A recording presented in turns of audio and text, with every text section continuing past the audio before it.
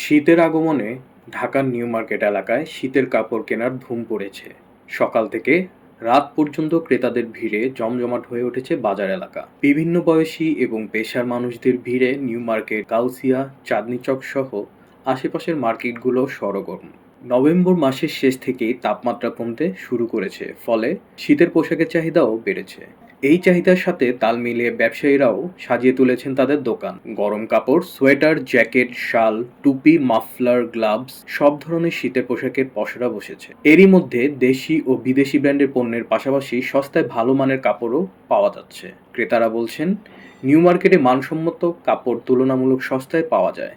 বিশেষ করে মধ্যবিত্ত ও নিম্নবিত্তের জন্য এই বাজার খুবই সুবিধাজনক। ব্যবসায়ীরা বলছেন, চলতি বছরের শীত শুরুর আগেই বেচাকেনা ভালো হচ্ছে। গত বছরের তুলনায় এবার বিক্রি বেশি। মানুষ বিভিন্ন রকম ডিজাইন ও মানের কাপড়ের প্রতি আগ্রহ দেখাচ্ছে। অন্যদিকে কিছু দোকানদার বেচাকেনার ব্যাপারে মিশ্র প্রতিক্রিয়া দেখায়। তাদের ভাষ্যমতে কাস্টমার থেকে তারা ন্যায্য দাম পাচ্ছে না। বেচাকিনি তো ভাই আগের মতো নাই। যেমন আগে ঠান্ডা পড়লে বেচাকিনিটা ভালো হইতো।